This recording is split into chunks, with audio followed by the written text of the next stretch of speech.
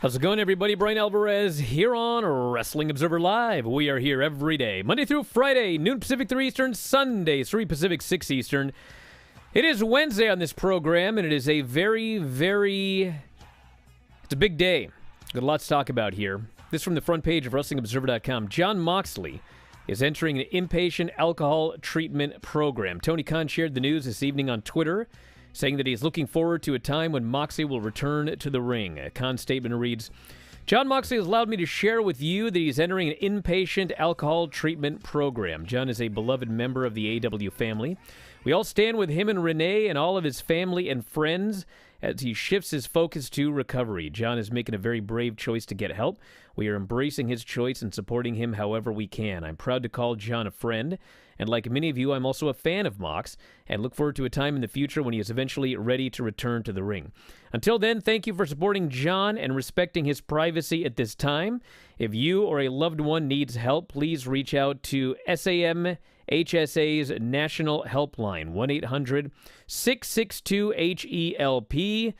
Moxley, of course, was scheduled to compete on Dynamite this Wednesday in a match against Orange Cassidy. Winner would advance to AEW's Full Gear pay-per-view November 13th, where they would face Bryan Danielson in the finals of the World Title Eliminator Tournament. AEW has not announced their plans for the tournament. Renee Paquette, the wife of Jon Moxley, thanks for this outpouring of support. Jon is every bit the badass we all know him to be. I couldn't be more proud of him for getting the proper help he needs and being given the space to put his health first. Couldn't possibly love this man more. Of course, yesterday also the day that his book was released, Mox, available on Amazon.com. Rave reviews from everybody who has read the book, so make sure you head up there and check that out. When we come back from the break, Tony Khan will be joining the show live. He's going to talk about the Moxley situation and also the Dynamite show, which is coming up, as there have been some changes that have been made to the show. That's coming up after the break. Stick around, everybody. Back in a moment. Wrestling Observer Live.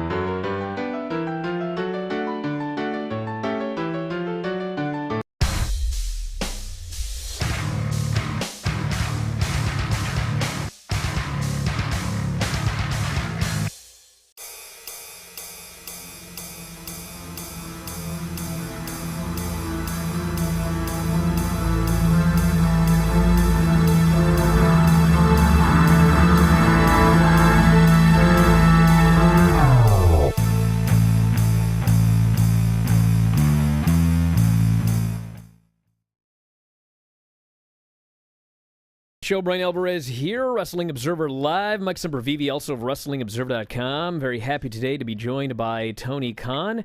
Under unfortunate circumstances, outpouring of support, huge outpouring of support for Jon Moxley. And Tony, how you doing today? I'm doing pretty well, Brian. Thanks for asking, and it's great to be here with you. I think it's good circumstances. Really, it's a good thing that Jon is doing, and it's a brave thing, and we're all here to support him. Now, when did he approach you with all of this? And was it yesterday, shortly before everybody else heard about it? It was just in the past couple of days, yeah. From talking to him and Renee, Renee's been talking to him, and Renee spoke to us and said that they both thought this was the best way to go. And from talking to both of them, we completely agree. And I just think some things are more important than wrestling, and in this case, as a wrestling company, the most important thing we can do is support Jon and his recovery. Now, obviously, the important thing is Jon and his recovery, but that, of course, does impact the World Title Eliminator Tournament and a lot of other things. And I know that you've spent much of the last couple of days redoing the Dynamite show tonight. And what is going on as you run around furiously this afternoon? Well, it's a great description of how I'm running around. It's not furious, though. It's fun, and I love wrestling. So card changes are nothing new, and frankly, in the pandemic, we learned how to handle card changes pretty well, I think. And, this is a major change, and Jon is one of the most important people in the company, but we have great depth. And so to address the Eliminator semifinal situation and who's going to be wrestling Orange Cassidy, I'll address that tonight on Dynamite. And I think there's a very logical answer, and we'll reach a very logical conclusion. It should be a great match, and I'm really excited about the tournament. There are a lot of other announcements about tonight's show that I had been holding off on making because I really wanted to show respect to Jon, and I felt like announcing matches didn't make sense when we had such an important announcement to make early this week. So I've held back, and we just announced the world champion Kenny Omega is going to be in action. I think our company account was going to be posting that right around the time I went on here. I have booked him in a rematch of a match that kind of set the internet on fire about a year and a half ago when we were taping through peak pandemic in Atlanta. There was a match that really got a lot of buzz, particularly on Twitter. Before Alan Angels was in the Dark Order, he wrestled Kenny Omega, and he put on a great performance, and it was just a really entertaining match, and I think took a lot of people by surprise, and it got Alan Angels a job here, frankly. And he's been an important part of the Dark Order, and ahead of the Kenny Omega Hangman Page world title main event at Full Gear, and of course last week having seen the Dark Order and the Elite 8-man tag, which Hangman Page got involved in at the end, I thought it would be a great match for tonight and a great way to preview Full Gear, and also just an exciting bell-to-bell match. So tonight, Kenny Omega is going one-on-one versus Alan Angels. Now, you have said in previous interviews that one of the people that you really learned a lot of wrestling from was, of all people, Jim Cornette. Is that right? Yeah.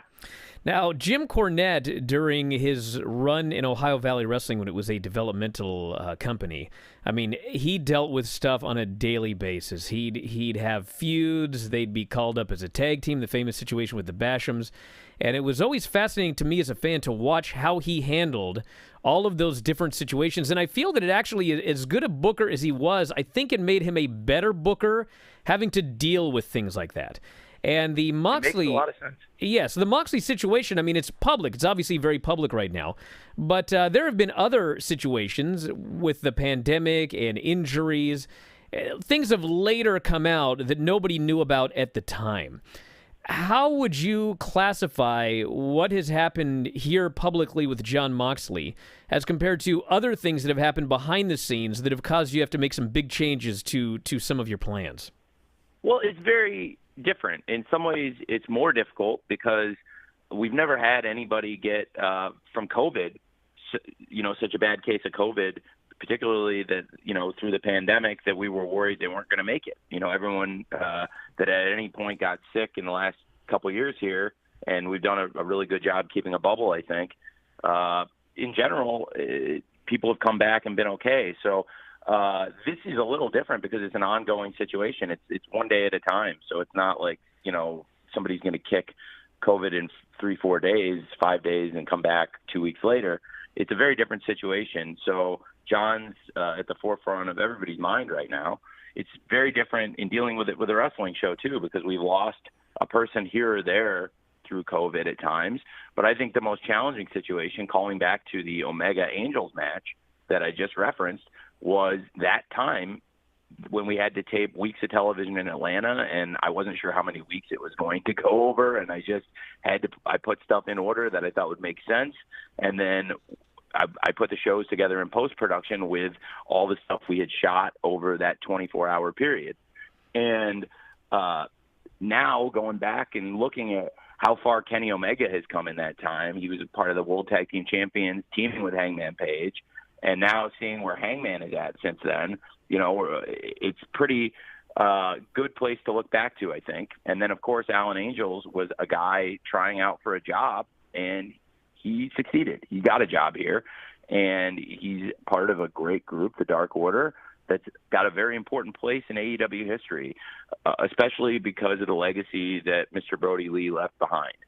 And so it's different in many ways. The most challenging period, I think, ever by far was when I had to book Omega versus Angels 1, when we had less than 30% of the roster available. I think it was 29% of our crew was there in Atlanta and had to use a lot of extras, but a lot of people got jobs out of it, like Alan Angels, like Lee Johnson, Anna Jay, and Preston Vance, and many others who debuted there, Captain Sean Dean, and some others who started with us in Atlanta at those tapings and became important people in the company. And also in terms of booking matches and,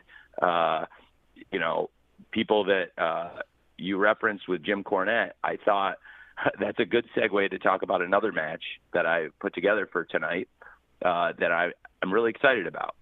I like working with other wrestling promotions, and one company that AEW has worked with from day one is AAA. And AAA tag team titles were defended on the first AEW pay-per-view, Double or Nothing. And we've had the AAA tag team titles as a part of AEW really from day one, because the Lucha Brothers and the Young Bucks had held those belts up until very recently. Both, for the last couple of years, those are the only teams that had held them. And now, of course, FTR have won those belts. And I don't know, did you guys see the open challenge they put out last night? I haven't seen it yet, no. Okay. So they put out an open challenge last night. It's a very good promo. It might look familiar to real old school wrestling fans, some of the circumstances of this promo. So they have put out an open challenge for tonight's show, but there is an exception. They will not wrestle the Lucha Brothers. They want to wrestle luchadors. They want to take on great masked luchadors and prove that FTR are the greatest lucha team of all time. But there is a catch. They will not wrestle the Lucha Brothers. They've already beaten them, they say. And so I went out and tried to find the two best luchadors that I could get to take on FTR, knowing that they're not going to step in the ring with the Lucha Brothers. So FTR are going to defend the AAA tag title tonight against Samurai del Sol and Aerostar. Wow. On Dynamite. Wow. Yep, breaking news on Observer Live. So obviously we've got the Forbidden Door. I believe you've once said, "I am the Forbidden Door." I am the Forbidden Door. Yes. I've trademarked it. Yes. Now, we have moments here before going to break, but that does bring the obvious question, the Forbidden Door with Impact Wrestling. Is that Forbidden Door still open? Because there were rumors that the Forbidden Door might have, there might be a doorstop at the moment. No, it's you know what? It's still open to do stuff. I like those guys a lot, and we've done a lot of great stuff. We don't have anything booked right now, and that's different than how it had been for the last year or so, because we, for most of 2021, we had stuff on paper planned, and we don't really have anything locked in right now, but that's no reason we couldn't come up with something. I mean, Scott and I talk pretty regularly, and I've enjoyed going to Nashville and working with those guys. My post-production office is literally upstairs from where they tape. So well, hold that thought. It's been very convenient. Yeah, we'll get more to this after the break. Stand by, everybody. Wrestling Observer Live.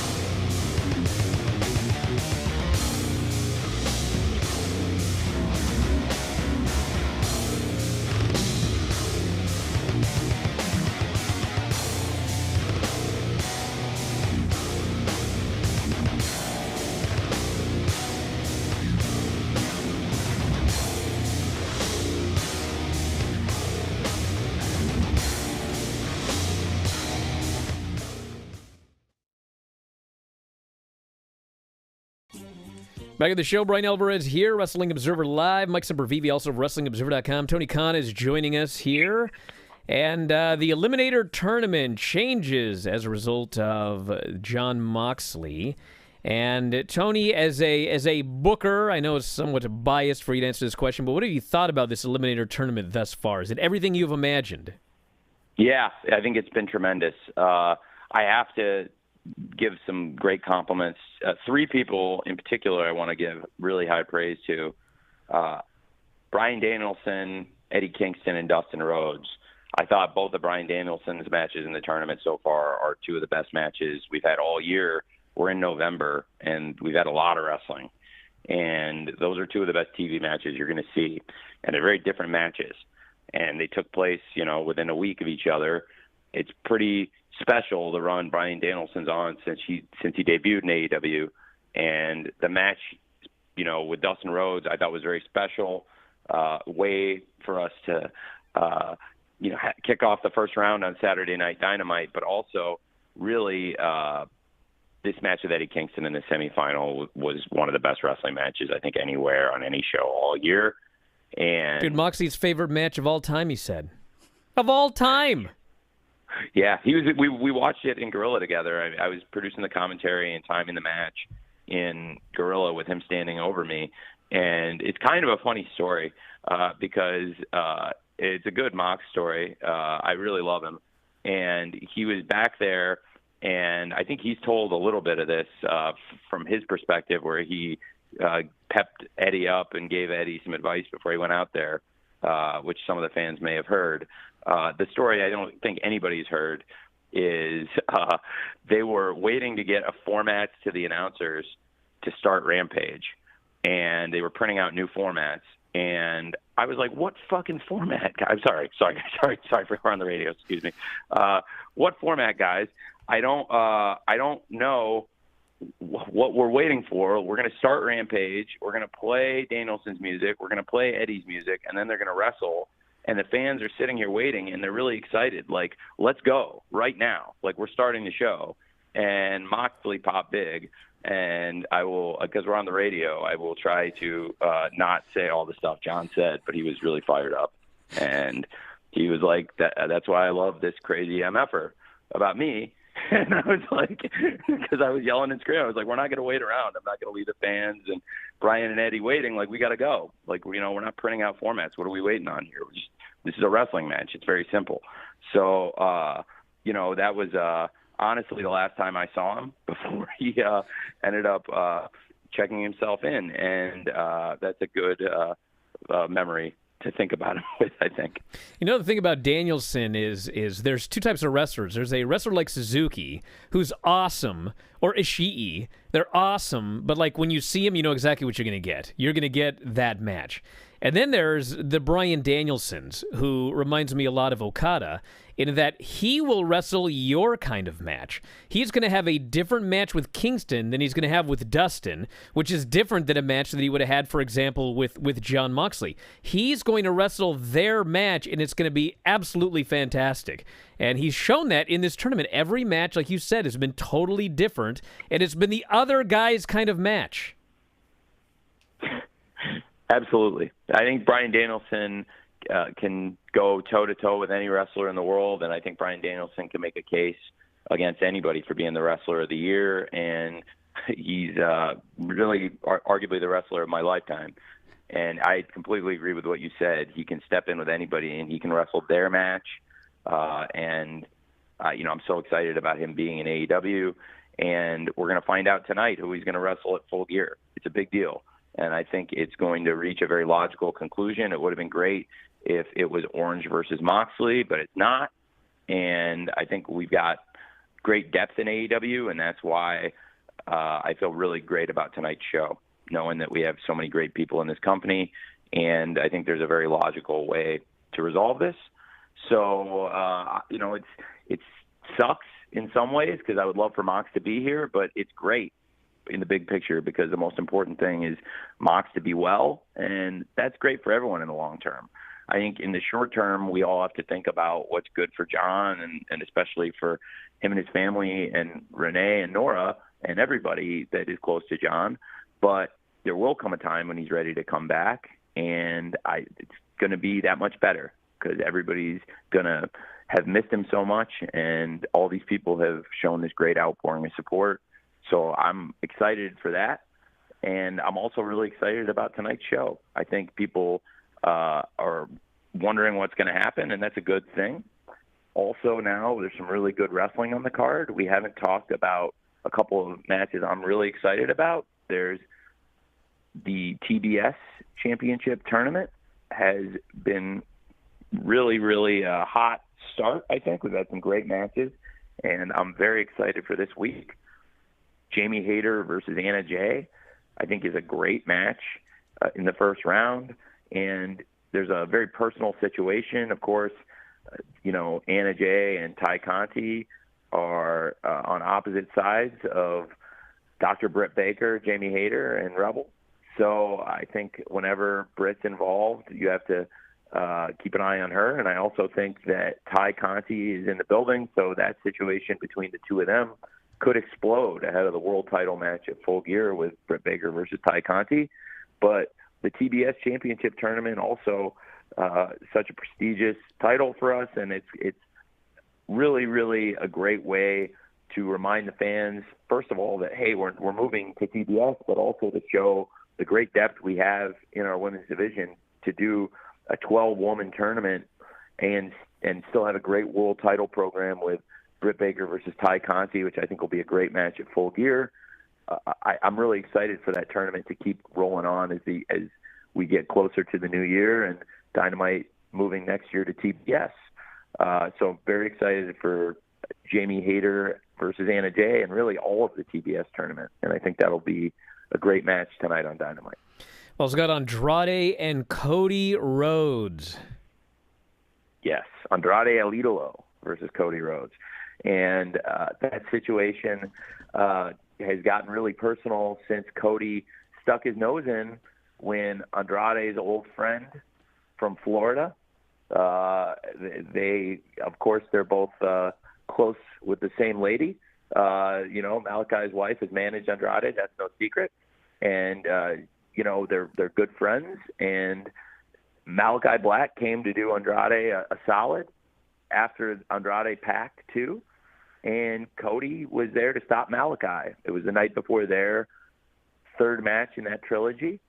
And there's still a lot of meat on the bone left there too. There's unresolved issues, and I think it's a pretty exciting situation right now with Cody and Pac and Andrade El Idolo and Malachi Black. And in particular, I'm really excited tonight. I think that's a great wrestling match, Cody versus Andrade El Idolo, and building towards Full Gear. I just think we have so much great wrestling right now, and that's a match I know the fans will get behind and people will get excited about. That it's two of the big stars. They're going to be passionate because Cody is involved. They will be passionate. yeah, absolutely. People will be involved and very passionate in the match. And I think, like you said, Cody's involved and Cody gets huge responses. And Andrade El Idolo is a top wrestler here. So I definitely think people are stoked for that match, and that was one of the headline matches we announced last week and have been promoting pretty heavily, and definitely people are going to get behind. You could correct me if I'm wrong here, but it does appear, and you're in the building, so you know better than I, but it appears that Cody seems to be the first superstar wrestler that you have on your roster that is really getting that John Cena reaction, quite frankly, where he goes out there, and I thought the promo he cut last week was like total pure babyface promo. There's people booing this guy out of the building. And is he the first one that has gotten this reaction that's kind of opposite of what the intended reaction is? And what do you take into account as a booker, whether you're going to make any sort of changes with where things are going because of that? It's been a long time since it was the opposite of the intended reaction, Brian. I've known what the reaction is for a long time, and I think it's very polarizing. And like you said, it's not all one side. I think it's a mix of the crowd, and it's very similar to John, like you said, in terms of how you hear a split and there's a ton of women and kids that are huge fans, and some of the guys booing, but people are still really behind Cody, and in the right moments, they do cheer him. And we saw that when he saved Pac from Malachi and Andrade. There was a huge Cody chant. And in that context, people were really excited to see him. And the truth is, I do really think that people like Cody. And I also think, when John Cena was a full-time wrestler, he's one of the all-time great wrestling stars, and people really like to see him too. And, of course, that reaction in time became more generally positive, but still, obviously people only have grown to care more and more about John Cena. So I do think people are very emotionally invested in Cody one way or another, which is a very good thing. Well, Tony, we're going to head to a break here. I want to thank you so much for doing the show here today. I know you got to get back to work. The AEW Dynamite show airing tonight at TNT. We'll talk about more on the card when we come back from the break. But thanks for everything, Tony. Best of luck tonight. Thanks, Brian. Thanks for having me on, and I hope everyone can watch the show on TNT tonight. Thanks, guys. Yep, back in a moment with more, everybody. Wrestling Observer Live.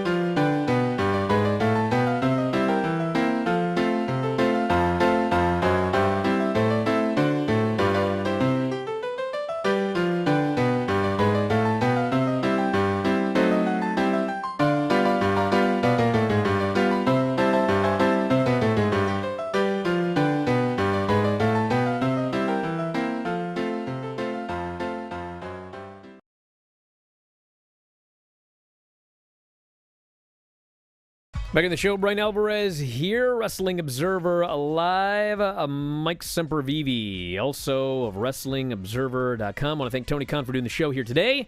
As noted, best of luck to them tonight. Obviously, a lot of things have changed. Best of luck to Jon Moxley, Renee as well. I mean, man, I was woke up yesterday, and it was the day that his book came out. And as I've mentioned before, it's just a fantastic book. I don't think that there has ever been a wrestling book that was more written by the author, if you know what I mean. Like, every now and then people say, oh, I read that part of Death of WCW. I read it in your voice. I'm like, bro, there ain't no book that you read in someone's voice like Mox. It came out yesterday, and I was so happy for him because I knew he was so excited about the book. Wrote the entire thing himself. I mean, I think some of it was by hand, some of it was typed, but it's very much it's very much like Foley's first book, where he actually wrote the whole thing by hand. He didn't even have like a typewriter, a word processor, a computer, or anything like that. And so excited and happy for the guy. And then all of a sudden you hear the news. And I mean, as Tony noted, like, at the beginning of the show, we talk about how it's sad news, but in fact, it's good news that he is going to get help. And I think that having a daughter, I think, just completely changed his life. And he looks at everything as it relates to his wife and child now, and less so himself. So all of the best to him, as we've noted. Just an outpouring of support for him on social media from all of the wrestlers and et cetera, et cetera. And anything you want to add on this, Mike? Not a whole lot. Just kudos to Jon Moxley and for getting the help that he needs. Doesn't sound like anything happened, just other than his choice, and that's great. And kudos to Tony Khan and to AEW for handling it in the way that they did. Mental health is important. Your physical health is important, and alcoholism obviously really beats that down. There was a tragic situation same day in Las Vegas. The news coming out about Henry Ruggs of the Raiders being charged with DUI. With a homicide or whatever it is, the death of a woman. When he rear-ended her, he was inebriated. We don't know from what, but the bottom line is no matter how much money you have, no matter who you are, it's a reminder that bad things can happen. And when you are addled, it leads to bad decisions. And again, just once again, for a guy that's got everything in front of him, wrestling aside, who cares about wrestling? Got a brand new daughter, still got a relatively new marriage in the grand scheme of things, and he's got a lot of years to go with his woman, and he needs to be happy. He needs to be healthy for his family, and I'm just happy. One, things have changed where he's able to come out and say this and go in and get that help, because in wrestling, even 30 years ago, whatever, they wouldn't be doing this. And frankly, the promotion, in most cases, they would not be as accommodating as Tony Khan is. And I'm glad just everything is changing when it comes to people's mental health, when it comes to substance issues, when it comes to this stuff. You got to be able to not fear for your job, not fear for your spot, because you're going to go get yourself help. It's going to help yourself, your family, and frankly, probably the business that you're working for. So just across the board, the best to everybody who's going through something like this, because I think we all know somebody, if it's not us, it's somebody close that is going through something like this. This person here says, reading his book today where he calls himself borderline alcoholic. The sudden Moxley news has really struck me hard. I'm praying he gets all the help he needs. The man is a father now, and him doing this for his daughter has made me respect him even more. John is a real one. If you remember this promo he did about 2 weeks ago, where he was backstage and he was angry, and he was talking about his daughter, and he said he just didn't care about anything anymore except for her. That was the realest promo of 2021. And once again, hoping all the best for Moxley. Got a couple of news notes here, then we'll read more of the feedback. The Raw rating for Monday night. Let's not fight about this. It's just what it is. 1.69 million viewers, 0.47 in 18 to 49. Show did basically exactly the same as last week. Total viewers up 2%. 18 to 49, identical. And 18 to 34 was up 3%. Sixth for the night on cable in 18 to 49. First hour did 1.72 million. Second hour did 1.69 million. Third hour did 1.66 million. So actually a very, very stable number over all 3 hours. And when your number is stable over 3 hours, or if it grows over 3 hours, usually an indication that people like the show. And for the most part, I did like the show.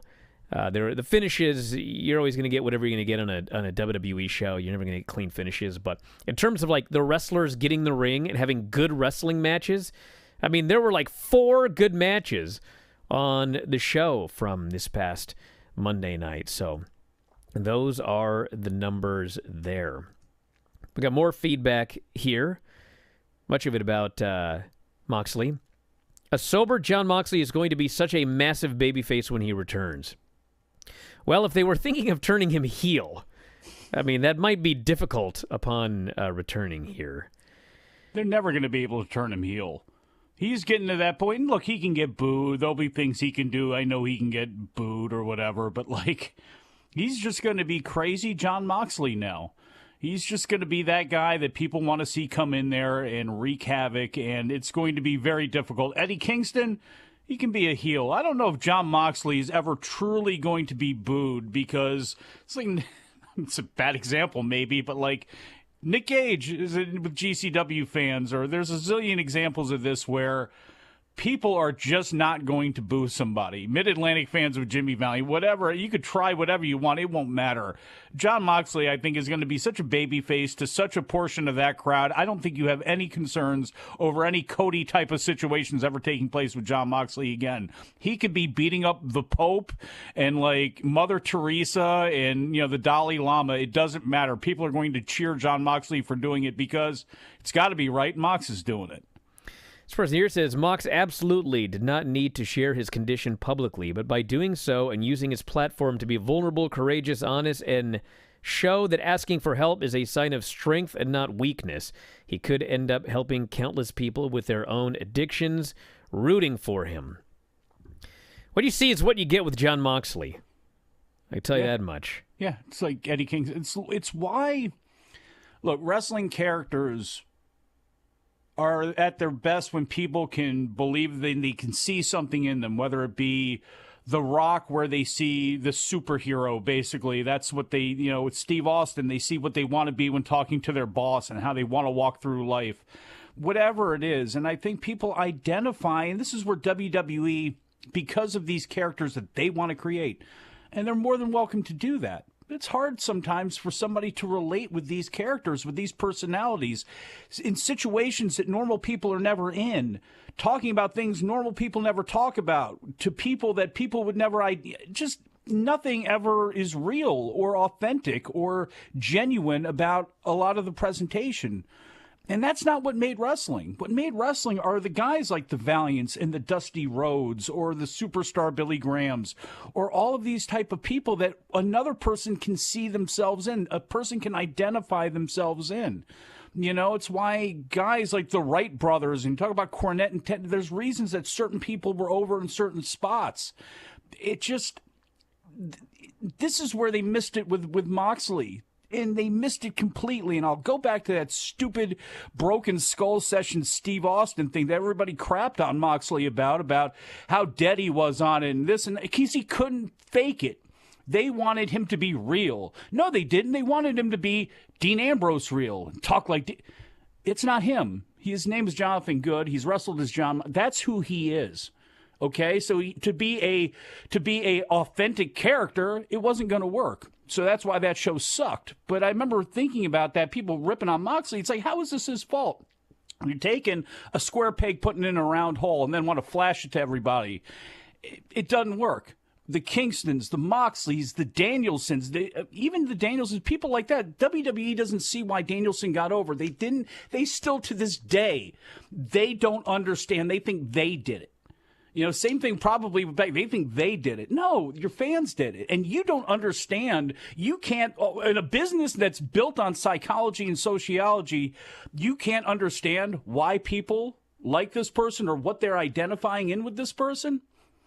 This is where AEW is always going to have the advantage. Almost every other wrestling promotion, but certainly what AEW is doing right now by presenting these people. You decide, folks, and we'll take it from there. And they've done a great job with that. Have they missed in some aspects? Sure they have. Everybody's going to miss. You throw enough stuff up at the wall, not everything's going to stick. But this is where they're going to have the advantage. This is what they're going to have going forward, too, especially on younger fans that are looking for people to try to identify with, because we all do. And we're looking for somebody we want to latch onto and be our guy. And for so many people, that was Jon Moxley. And WWE never knew it. And now you're really seeing it. And I think as we move on, you're going to continue to see it more and more and more. Well, this brings us back to his book. This person here says, how'd you read the whole Mox book in a day, or are you a speed reader? No, I read it long ago. I read it before it came out. Oh, look at you. Well, I mean, there was a video that came out before the book came out that had a quote from me about the book. How do you think I did that without reading the book? But I remember... Did you read your own books? I read some of the drafts, too, before the final book came out. And, anyway, it was a good draft. The draft, in some ways, there were some things in the draft that were better than what actually came out. Well, but anyway, the point of it is, I read that book, and this probably will seem like a weird comparison, but maybe it won't, because that's the first thing I thought. I thought, you ever read On the Road by Jack Kerouac? This is the pro wrestling version of On the Road, except honestly, it's probably more accurate and honest than On the Road was, because I think that there was more literary, whatever you would call it, than in the Moxley book. I mean, you this think is this guy read Kerouac and actually, Thompson? I think you'd be surprised. I think you'd be surprised. Well, I'm saying, I bet you of any. Look, he ain't reading Danielle Steele books. You know what I'm saying? I'm pretty sure he's not reading Danielle Steele. Yeah, he's reading Kerouac or Hunter Thompson or somebody like that. But the point is, if you want to read the pro wrestling version of On the Road, 300 pages of stream of consciousness from Jon Moxley, where not for 1 second when you read this book do you think, oh, this bloke's got a ghost writer. No, this guy. No. He, No Scott Teal, no Scott Williams, nobody like that. Just because again, if somebody else did, it would not be authentic. People would be able to figure out that, hey, wait a second here. That ain't Moxley. Come on. I don't want to make light of anything or anything like that, but I wonder how this book would have been if he had written it after he had checked himself in. Because he wrote a lot of this book. Drinking. Good. I'm pretty sure. Look. But I don't think it'd be that much different, honestly. No, I don't think so either. He may actually have some more clarity. Maybe a better book because he's able to remember some things clear. Or I think it would be difficult to have a better book. Or to look at some things with some new eyes or something like that. What's going to be fascinating is now going to be the second book or the addendums that come after that, because this guy has got so much real life still left to live that is going to be weaving in and out of maybe the most interesting time of his entire career, which I think it's a safe bet it is. Back in a moment, everybody. Wrestling Observer Live.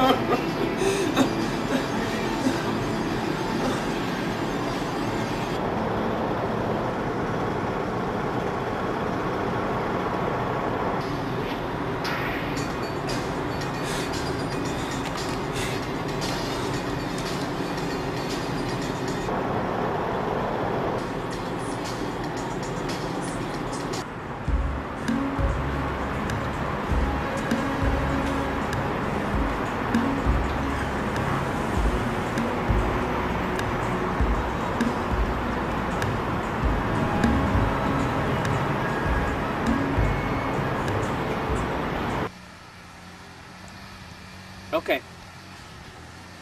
No, thank you. Bye. We're never going to see him again, are we?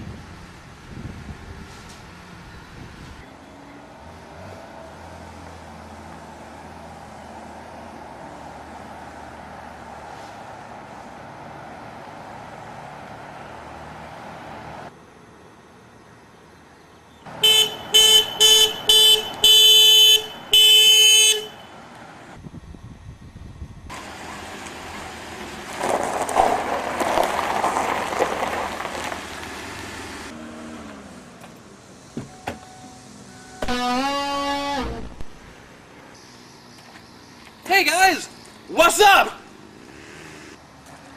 Max, what in the hell are you wearing? I was down on my luck.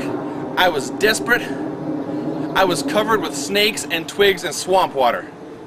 And then this little old lady, she gave me a $1 bill.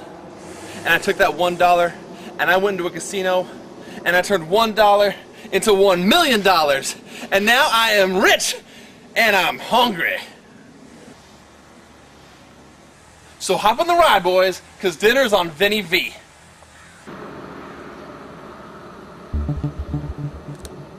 So I guess I will be needing this then?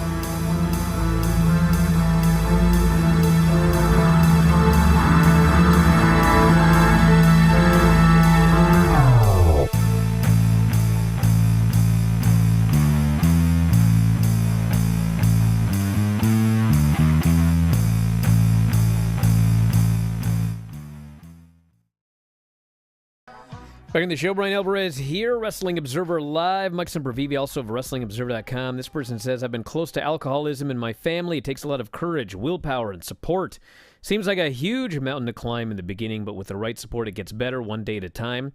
This hits so close to home, I'm sending all of the prayers to John and Renee. This person says, best wishes to John Moxley, Renee, and their little one. They seem like a wonderful family full of love, support, and encouragement for one another. Even the best need help sometimes. I hope Mox knows the world is supporting him with care and compassion. And you know what? Even when the worst need help, somebody should be there to offer a hand, and they should have somewhere that they could go, because they may be the worst because of the mental state that they're in and because some of the damage that they're doing to themselves through substances. So I know people look at this and go, wow, and they'll look at some other people and they'll kind of blow them off, or they'll flat spin on them or whatever for being the way they are. But, you know, this is a universal thing, and it's not just a today thing. It is now the first day and the first step on a long journey of forever, because every day counts, every day matters, and hopefully he has that support going through for now the rest of his life, and hopefully someone can offer that support to somebody else who may need it as well, too. Sending a whole lot of strength and love to Renee as well. This person says he was now managing an infant. Her husband's book release is Kara, and worrying about caring for and supporting him, all on the strength of her own resilience. Renee is brave, just like John. All the best wishes to everybody. We are out of time here today. I'll be back later on tonight, Wrestling Observer Radio with Dave Meltzer. We'll talk about all of the news, Dynamite, the NXT show, NXT 2.0 from Tuesday, and so much more. And that is it from here. Thanks, Mike, as always, callers and listeners. Tony Khan, Twitch homies, YouTube top tiers. Did I forget anybody? Dom, Darren, everybody in the studio. New guy. Talk to you again next time, Wrestling Observer Live.